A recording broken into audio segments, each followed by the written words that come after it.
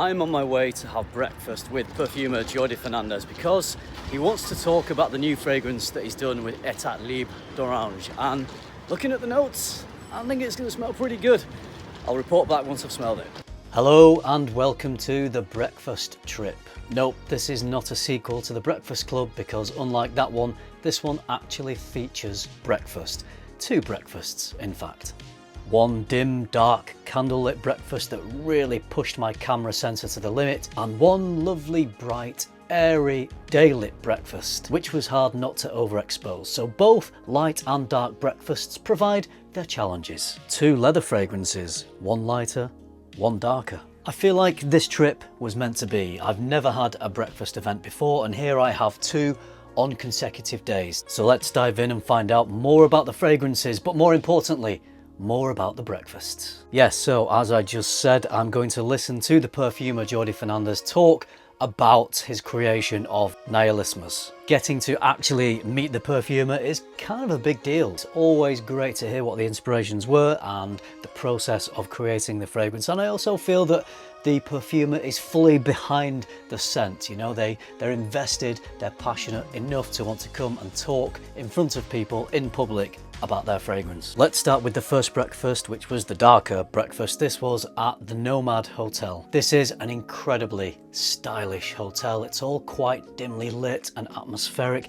It makes me think of the hotel in John Wick, the Continental. Although the next room I walked into was pretty brightly lit. There was a bar area, there was breakfast, there was pastry, there was fruit and yogurt, tea, coffee. And those of us that were really looking forward to a good feed tucked in because we didn't know if this was the only bit of breakfast or if there would be more breakfast. So just in case there wasn't more breakfast, we had pastry and yogurt and some pastry and some yogurt and several cups of coffee, of course. And I gotta say, very good coffee. The first person I got to speak to at this event was my lovely friend Dariush. Always good to see Dariush here. He's not at every event, so when he is, I always love to have a catch up with him. Being the stand-up guy that he is, the first thing he did was introduce me to the perfumer of the fragrance, the legendary Jordi Fernandez. So I had a little chat with Jordi, but we ended up talking more about Spain beating France in the World Cup and how I wouldn't talk to him if England got into the final and were beaten by Spain. So once we'd established those ground rules, we were good to go. The next stage of the event involved a different room, a candlelit room, a dimmer room, a darker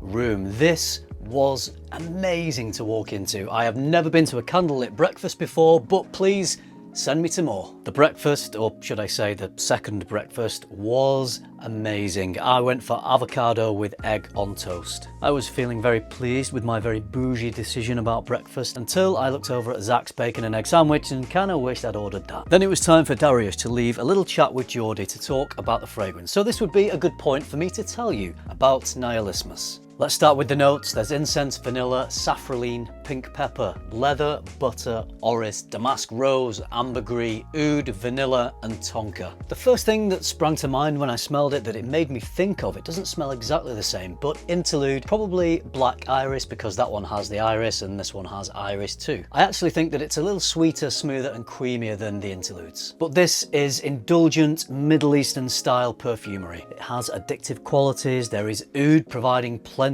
of firepower. The leather here is a relatively robust leather, but it's smoothed out beautifully with the vanilla and the rose. It's strong, it's impactful, it's a head turner, it's addictive, it's all those things rolled into one, and it's kind of right up my street. Who better to go to than Jordi Fernandez to create a darker scent? Jordi's fingerprints are all over this. I feel like this sort of perfumery is his signature style, and it's a style that he does so well. The blend on this one is incredible. The performance on this one is fantastic. That incense pink pepper really pushing off some initial projection, but there are so many robust, heavy mid and bass notes to make this one really last. So you get great projection, you get great longevity. I know not everybody wears fragrances seasonally, but if I was to tell you, this is probably an autumn and winter style fragrance. It gives you some idea as to the profile. I have to give a huge shout out to the team that arranged this event because it tied in perfectly with the style of the fragrance, this dimly low-lit, candlelit breakfast, I think was just the perfect atmosphere for Niolismus. This was an excellent event, excellent breakfast, fantastic fragrance. Well done, Jordi. Well done, Etat Libre D'Orange. If you're wondering how you can smell this fragrance, you've got to go into Harrods because this one is a Harrods exclusive. But if you're in London, I would highly recommend going into the store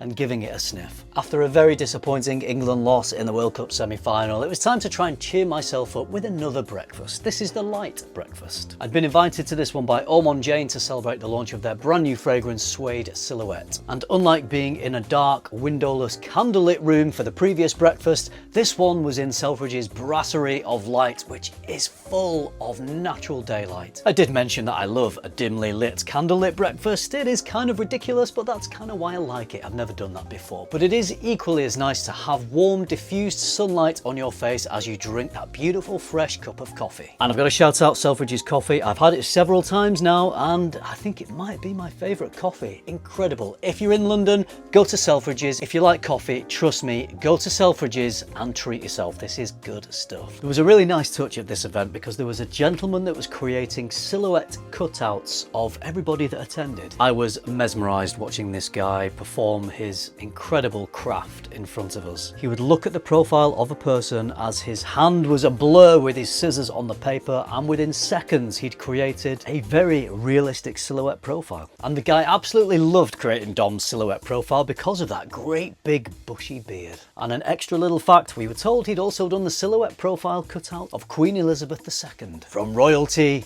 to influencers, I'm sure he was honoured to be in the room. Now, we were blessed with another phenomenal breakfast. Breakfast is my favourite meal of the day, and this one was superb. Yogurt, more avocado and egg on toast, a lovely bacon roll, I made sure I had some of that one this time, and several cups of that delicious coffee. Linda Pilkington, the brand owner, talked to us a little bit about the fragrances and about their presence in Selfridges, and then we got to smell it. So let me tell you a little bit about Suede Silhouette. Whilst this one is a little lighter, brighter, more elegant, a little bit more sophisticated than Niolismus, there is a bit of crossover here with that creamy, smooth leather and some oud giving that base firepower. The leather is different though. The suede suggests that it's softer, not quite as robust. This is a beautifully smooth, very expensive smelling suede leather. A little bit of spicy saffron giving it some pop, some creamy indulgent vanilla, and although not listed, I feel like there's some fruitiness, maybe a tiny little glimmer of rose in the heart of this. There's also an addictive sweet quality that makes me think of sugar-coated almonds. This one certainly is not a bright summer fresh fragrance, but it is lighter and brighter